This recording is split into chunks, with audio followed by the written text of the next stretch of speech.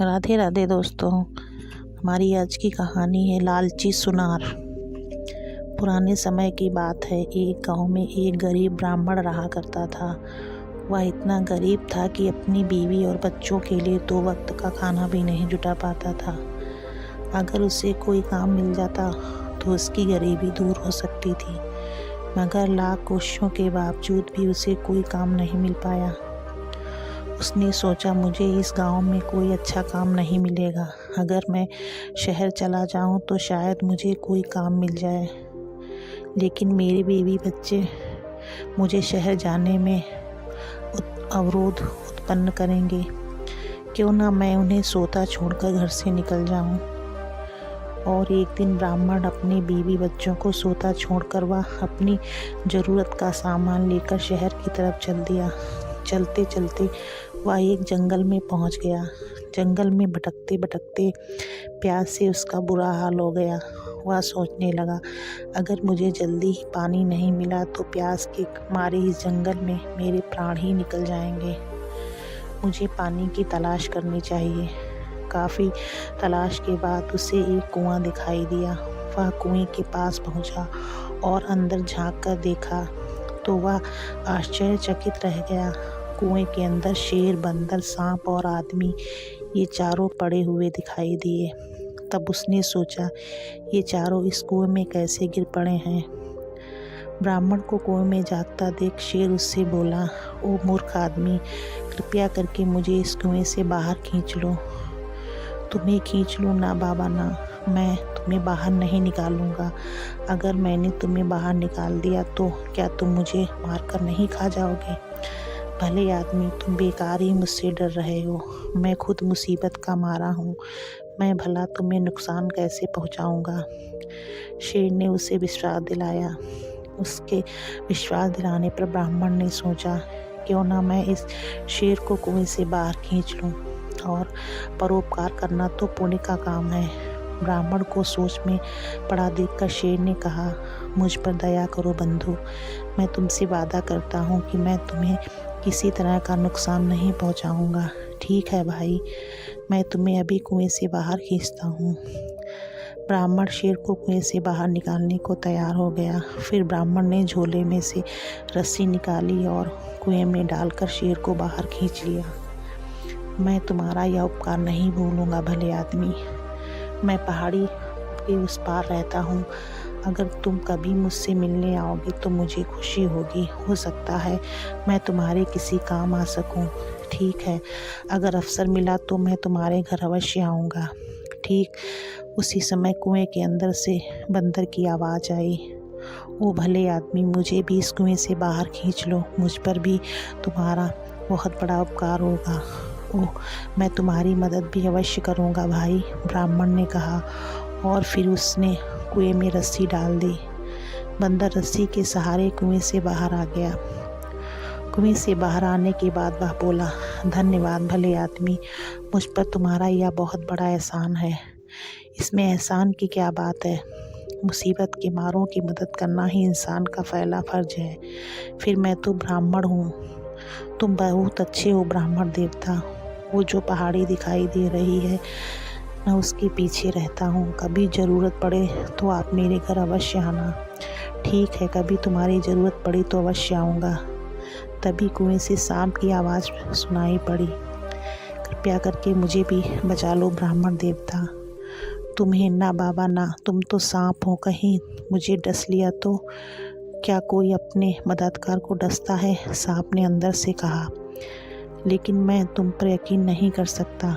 मुझ पर यकीन करके तो देखो ब्राह्मण देवता, मैं आपको नहीं डसूंगा। वादा करो। हाँ ब्राह्मण देवता, मैं तुम्हें नहीं डसूंगा।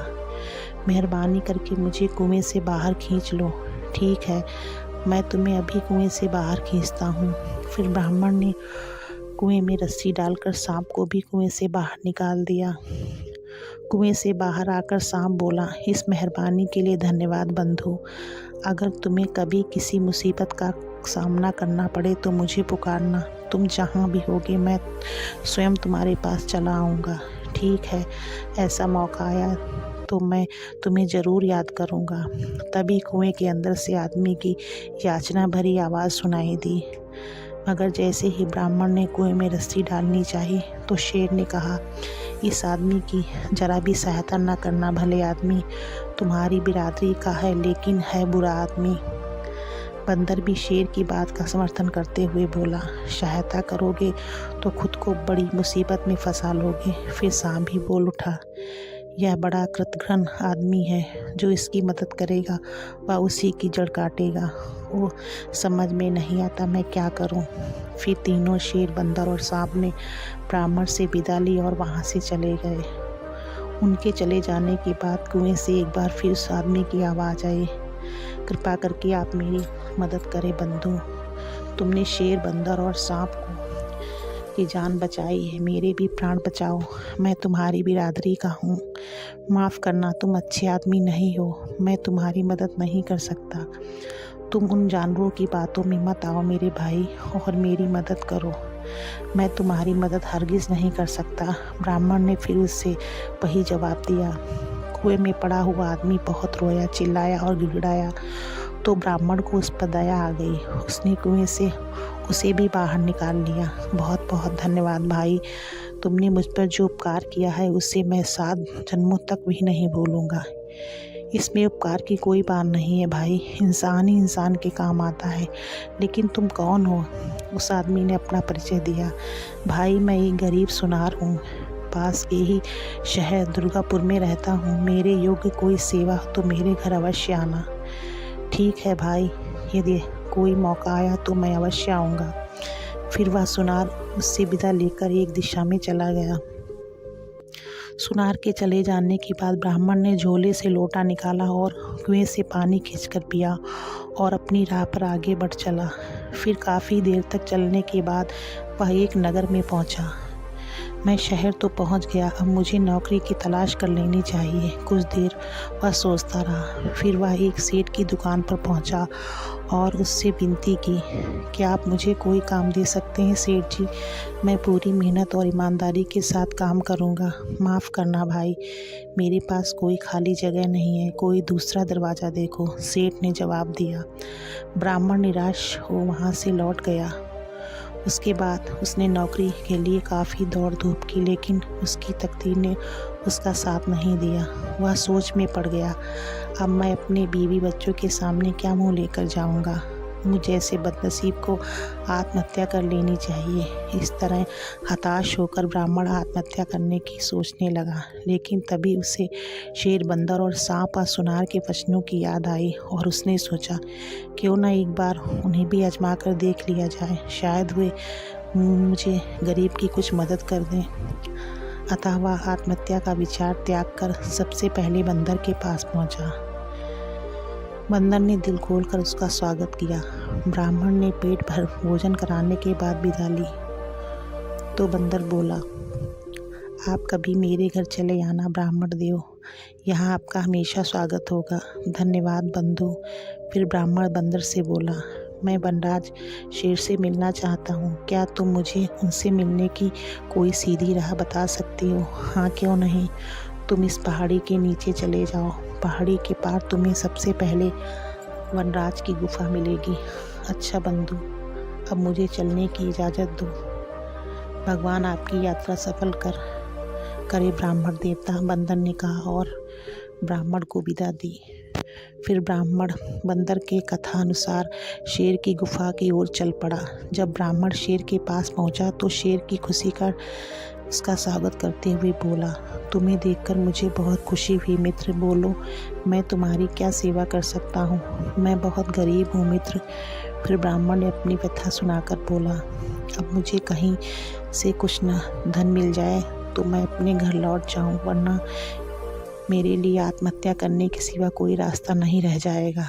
इतने निराश मत हो मित्र, तुम यहीं ठहरो, मैं अभी आता हूँ। इतना कहकर शेर अपनी गुफा में चला गया और जब शेर गुफा से बाहर निकला तो उसके मुंह में सोने का सुंदर रत्न जड़ित हार दबा था।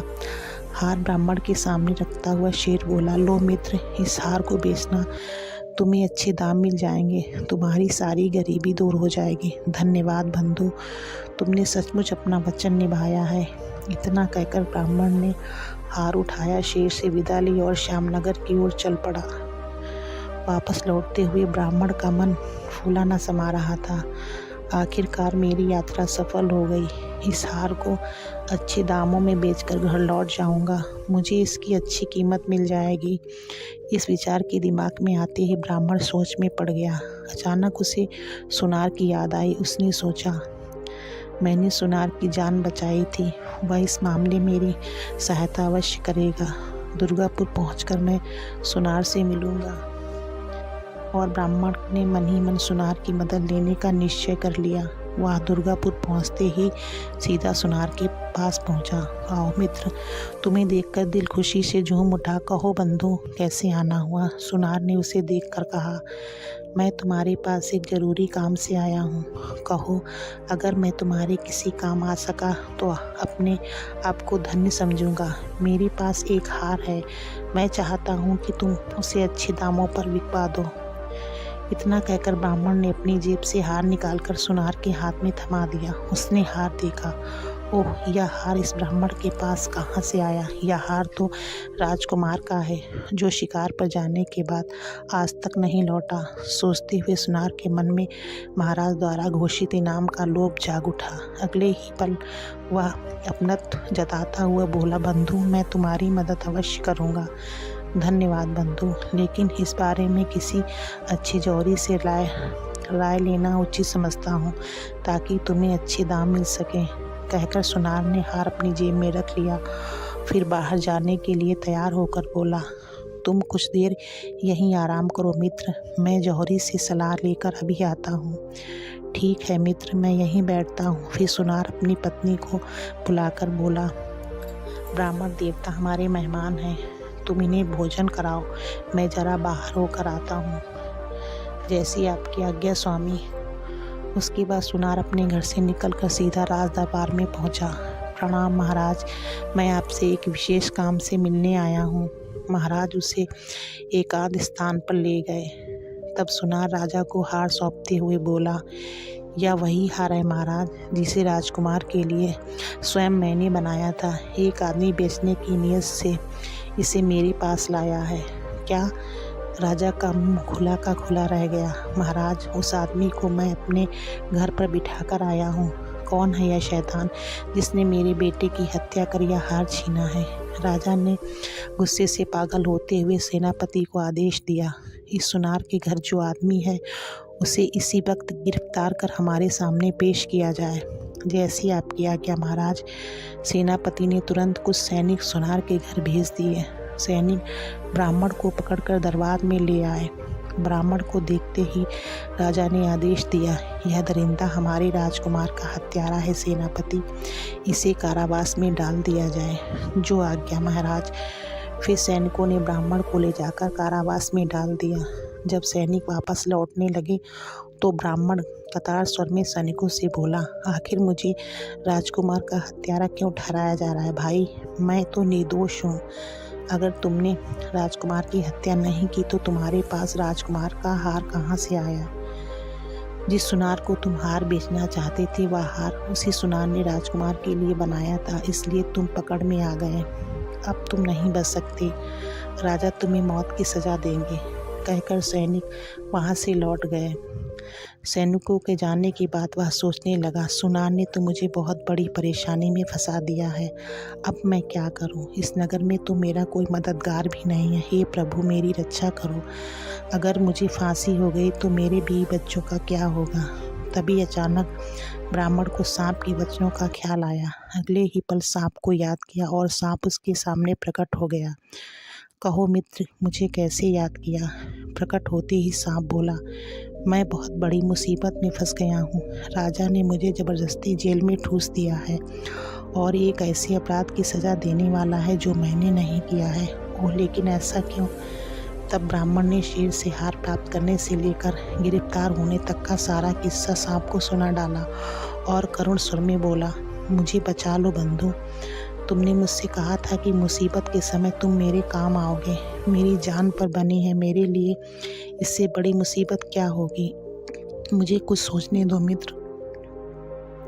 जो सोचना हो जल्दी सोच लो और मुझे इस जेल से छुटकारा दिलाओ। मुझे एक उपाय सूझा है मित्र, मैं चुपके से महारानी के कमरे में जाकर उसे डस लेता हूँ। इससे क्या होगा, मेरे जहर से महारानी बेहोश हो जाएंगी। फिर चाहे कोई कितना ही प्रयत्न कर ले वह होश में नहीं आएंगी। फिर क्या होगा, उसके होश में ना आने से मैं तो नहीं बच पाऊँगा। पहले मेरी बात सुनो, मेरे जहर का असर तब तक रहेगा जब तक तुम अपने हाथ से उसके माथे को नहीं छुओगे। ओह, उसने एक गहरी सांस ली। तुम जैसे ही महारानी का माथा छुओगे वह होश में आ जाएंगी और राजा खुश होकर तुम्हें छोड़ देगा। अगर ऐसा नहीं हुआ तो राजा अपनी रानी से बहुत प्यार करता है, वह उसे जिंदा रखने के लिए कुछ भी कर सकता है। फिर सांप जेल की कोठी से निकलकर महारानी के कक्ष में पहुंच गया और अगले ही पल रानी को डस लिया। रानी तुरंत उठ बैठी और चिल्लाने लगी, ओई माँ, मुझे सांप ने डस लिया। और सांप खिड़की के रास्ते से होता हुआ बाहर चला गया। रानी की चीख सुनकर कई सेविकाएं दौड़ती हुई उनके कक्ष में पहुंची। मुझे सांप ने डस लिया है। इतना कहने के ही साथ महारानी बेहोश हो गई। सेवकाओं ने महारानी को बेहोश होते देखा। महारानी जी बेहोश हो गई हैं, हमें तुरंत महाराज को खबर करनी चाहिए, एक बोली। तब दूसरी सेविका ने कहा, एक से कहा, रोशनी तुम जाओ, हम महारानी के पास हैं। तब रोशनी नाम की वह सेविका दौड़ती हुई महाराज के कक्ष में पहुंची। गजब हो गया महाराज, महारानी को जहरीले सांप ने डस लिया है। क्या? राजा के होश उड़ गए। महारानी जी बेहोश हो गई हैं, जल्दी ही उनके उपचार की व्यवस्था कीजिए महाराज। राजा ने तुरंत एक सेवक को बुलाकर महामंत्री और सेनापति को आदेश दिया और फिर स्वयं महारानी के कक्ष की तरफ चल दिए। महारानी के कक्ष में पहुंचते ही राजा व्याकुल हो उठा, हे भगवान, महारानी को क्या हो गया? हम महारानी की चीख सुनकर अंदर आए तो महारानी सिर्फ इतना ही कह सकी कि उन्हें सांप ने डस लिया है और फिर वह बेहोश हो गई और मैं आपको खबर देने चली गई। लगता है जहर अपना असर दिखा रहा है। महारानी का जिस्म नीला पड़ता जा रहा था। सेविका की बात सुनकर राजा गंभीर रूप से बोले, नहीं नहीं, अगर महारानी को कुछ हो गया तो हम भी जीवित नहीं रहेंगे। होश में आओ महारानी, आंखें खोलो प्रिय। तभी महामंत्री और सेनापति राजवैद को लेकर वहां पहुंच गए। राजवैद तुरंत महारानी की निरीक्षण करने लगे। क्या महारानी ठीक हो जाएंगी?